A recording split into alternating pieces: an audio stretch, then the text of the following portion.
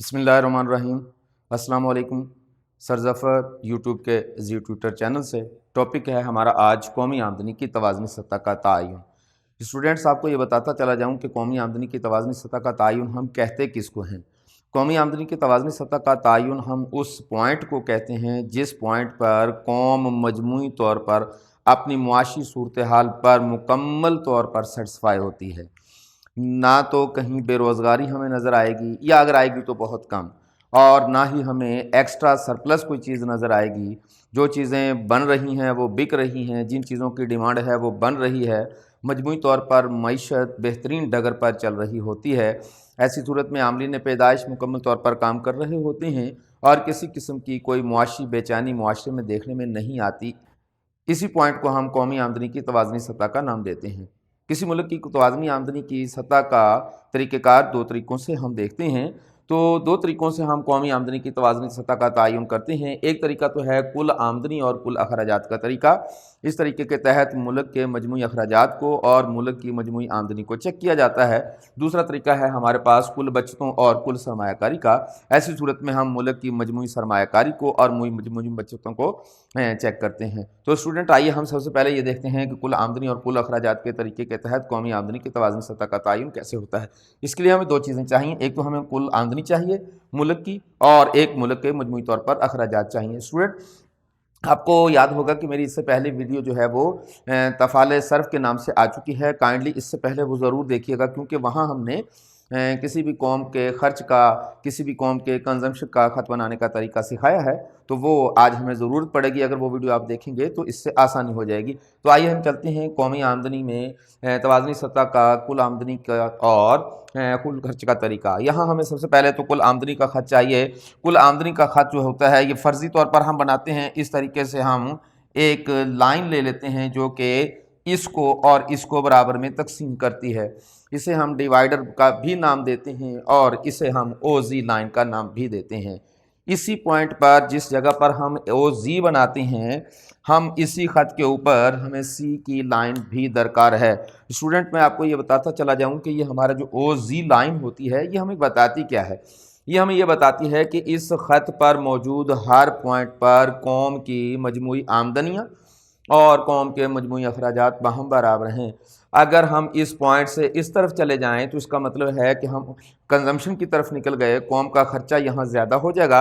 ये सारा एरिया जो है हमारा कौम का ख़र्चा ज़्यादा शो करता है और आमदनी कम शो करता है। अगर हम इस लाइन से नीचे चले जाते हैं तो इसका मतलब है कि कौम की आमदनी, हम आमदनी की तरफ चले गए, इसका मतलब होगा कि कौम की आमदनी जो है वो ज़्यादा हो गई और कौम के अखराजात कम हो गए। लेकिन ये एक ख़त एक ऐसा ख़त है जो कि हर सतह पर कौम की आमदनी को और कौम के अखराजात को बराबर शो करता है। तो स्टूडेंट, इसी के ऊपर हमने एक कंजम्पशन का ख़त भी बनाना है जो कि इस तरह का होता है। अब जिस जगह पर हमारा कंजम्पशन का ये वाला ख़त और आमदनी के फ़र्ज़ी OZ लाइन को जिस जगह पर क्रॉस करता है, बस इसी जगह का नाम इक्विलिब्रियम ऑफ इनकम है।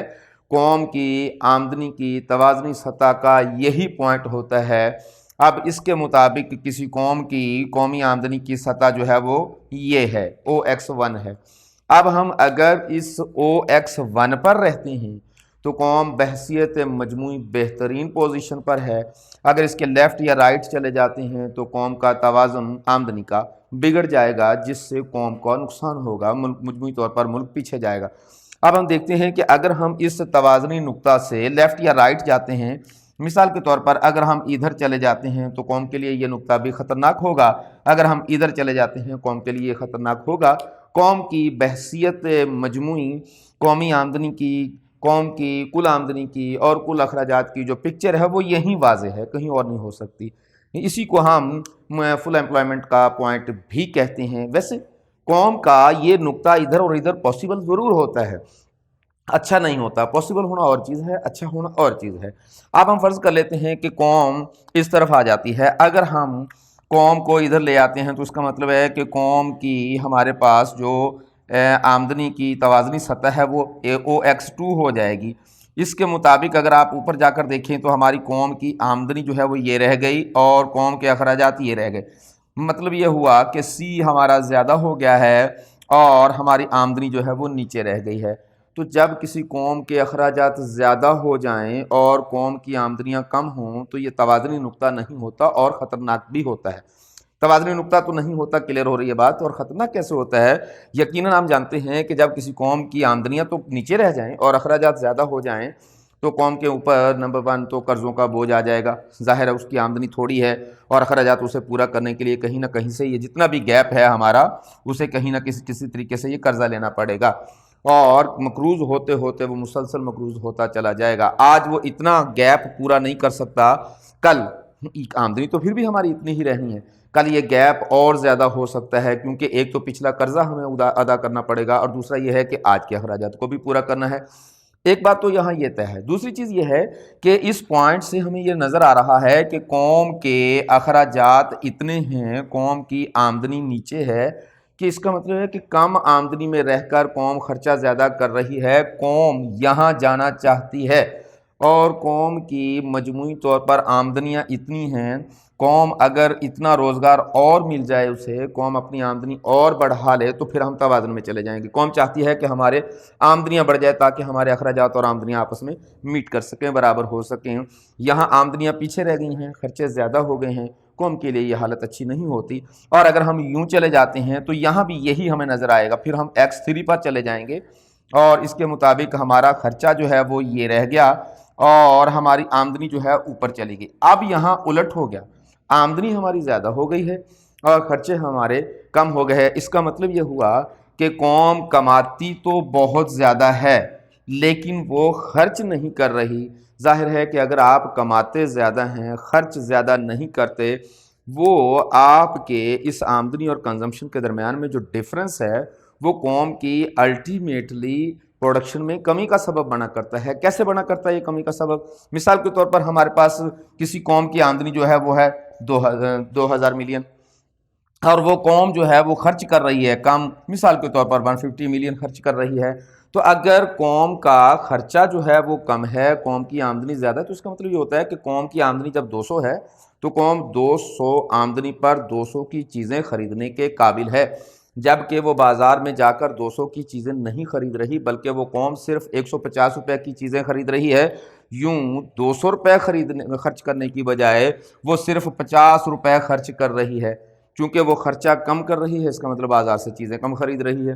جب وہ قوم بازار سے چیزیں کم خریدے گی تو یقیناً چیزیں بن بکے رہیں گی پڑی ہوئی، اور آخرکار فیکٹریاں جن کی چیزیں بن بکے پڑی رہی ہیں بند ہونے پر مجبور ہو جائیں گی۔ جب فیکٹریاں بند ہوں گی تو تاجروں کا کاروبار بھی بند ہو جائے گا، فیکٹریاں بھی بند ہو جائیں گی، فیکٹریاں بند ہونے سے آپ کے بے روزگاری میں بھی اضافہ ہو جائے گا۔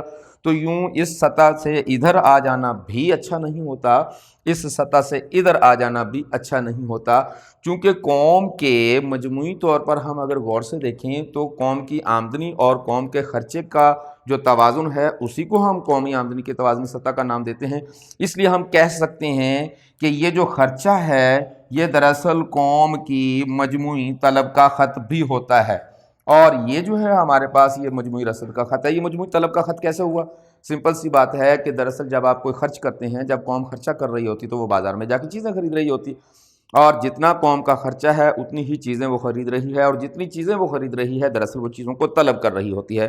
تو قوم کی بحثیت مجموعی اگر ہم جائزہ لیں تو یہ مجموعی طلب کا خط ہی دراصل کنزمپشن کا خط ہوتا ہے۔ جس جگہ پر قوم کی مجموعی طلب کا خط یعنی کہ کنزمپشن کا خط قوم کی آمدنی کے فرضی خط کو میٹ کرتا ہے، کراس کرتا ہے، اسی کو ہم توازنی نقطہ کہتے ہیں۔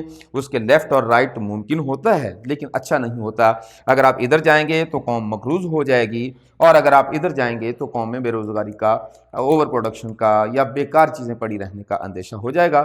تو اسٹوڈنٹس اس کے علاوہ ہمارے پاس جو دوسرا طریقہ ہے وہ ہے بچتوں کا اور سرمایہ کاری کا طریقہ۔ تو چلتے ہیں ہم بچتوں اور سرمایہ کاری کے طریقے کی طرف۔ تو بچتوں اور سرمایہ کاری کے طریقے میں بھی ہمیں دو ہی خط چاہیے۔ یہاں ہم کل بچتوں کا خط اور کل سرمایہ کاری کا خط بنائیں گے۔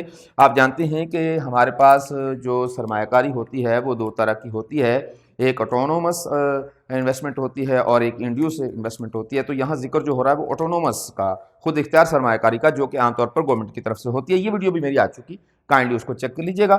تو قومی آمدنی کی توازنی سطح کے لیے ہمیں یہاں ایک تو سرمایہ کاری کا خط چاہیے جو کہ آپ جانتے ہیں یوں ہوتا ہے، اور ایک ہمیں چاہیے بچتوں کا خط جو کہ یوں ہوتا ہے۔ تو یہ ہمارے پاس سیونگ کا خط اور انویسٹمنٹ کا خط جس جگہ پر ایک دوسرے کو کراس کرتے ہیں، یہی ہماری قومی آمدنی کی توازنی سطح کا تعین کرتا ہے۔ اس کے مطابق کسی قوم کی روزگار کی سطح یا قومی آمدنی کی سطح جو ہے وہ یہ ہے۔ بالکل جیسے ہم نے یہاں آپ کو بتایا، ایسے ہی اگر آپ اس کے لیفٹ یا رائٹ جاتے ہیں تو وہی صورتحال پیدا ہو جائے گی جو کہ یہاں ہوئی ہے۔ اگر آپ ادھر جاتے ہیں تو اس کا مطلب ہے کہ قوم کی سیونگ تو یہ ہے جبکہ قوم کی انویسٹمنٹ یہ ہے۔ تو قوم انویسٹمنٹ زیادہ کرنا چاہتی ہے لیکن سیونگ کرنے کی کیپسٹی نہیں ہے ان کے پاس۔ قوم انویسٹ کرنا چاہ رہی ہے زیادہ لیکن اس کے پاس سیونگ کرنے کی اہلیت نہیں ہے۔ اب وہ چاہتی ہے کہ سیونگ بڑھ جائے، سیونگ اسی صورت میں بڑھے گی جب ہماری آمدنیاں بڑھیں گی، تو یہی صورتحال پھر پیدا ہو جائے گی کہ آمدنیوں کو بڑھانا پڑے گا تب جا کے ہماری سیونگ جو ہے وہ بڑھ سکتی ہیں۔ اور اگر ہم ادھر چلے جائیں گے تو پھر بھی وہی صورتحال ہو جائے گی جو کہ اور بھی خطرناک ہے۔ ہماری انویسٹمنٹ جو ہے وہ نیچے رہ گئی ہے اور ہماری بچتیں جو ہیں وہ اوپر چلی گئیں۔ اس کا مطلب یہ ہوا کہ قوم پیسہ زیادہ بچا رہی ہے لیکن وہ جتنا پیسہ بچا رہی ہے وہ سارے کا سارا پیسہ انویسٹ نہیں کر رہی بلکہ بچے ہوئے پیسے کو پھر بچا رہی ہے۔ تو قوم کی مجموعی بچتیں سرمایہ کاری کی طرف چلی جائیں، بہت اچھا ہوگا، سرمایہ کاری پر لگ جائے گا، وہ پیسہ کام آ جائے گا۔ لیکن اگر آپ سرمایہ کاری پر نہیں لگاتے، وہ پیسہ پڑا رہا، آپ کی سیونگ جو ہے وہ پڑی رہی، تو اس کا مطلب یہ ہوگا کہ انویسٹمنٹ کم ہو رہی ہے، سیونگ آپ کی بڑھ رہی ہے۔ جیسے جیسے انویسٹمنٹ کم ہو رہی ہوگی، فیکٹریاں کم ہو رہی ہوں گی، بے روزگاری کم ہو رہی ہوگی، پروڈکشن جو ہے وہ کم ہو رہی ہوگی، تو یہ ساری کی ساری صورتحال جب فیکٹریاں بند ہوں گی اور آپ بے روزگار بھی ہوں گے، دونوں صورتوں میں آپ کا وہ بچایا ہوا پیسہ جو دراصل آپ کو انویسٹ کرنا چاہیے تھا، دوبارہ آپ کو اپنے اشیاء صرف پر خرچ کرنا پڑ رہا ہے۔ یہ صورتحال اچھی نہیں ہوتی، بجائے اس سیونگ کو آپ انویسٹ کرتے تو زیادہ اچھا ہوتا کہ آپ اس سیونگ کو اپنے کچن پر خرچ کر رہی ہیں، یہ اچھا ہوتا۔ یقیناً اگر سیونگ کو کچن پر خرچ کیا جائے یہ اچھا نہیں ہوگا، سیونگ کو ہر صورت میں انویسٹمنٹ میں ہی خرچ کرنا چاہیے۔